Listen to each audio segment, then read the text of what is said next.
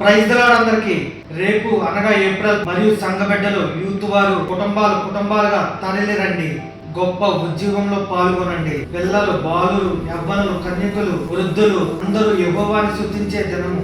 రేపు అందరూ కదిలి రండి. సియోను కుమారి భయపడకము, ప్రజలందరికీ కలగబో మహా సంతోషకరమైన శుభవర్తమానం. ఆయన మన దోషములన్నిటినీ క్షమించును, మన పాపములన్నిటినీ క్షమించును. మనలని కరుణా కటాక్షముతో ఆయన నింపబోతున్నాడు.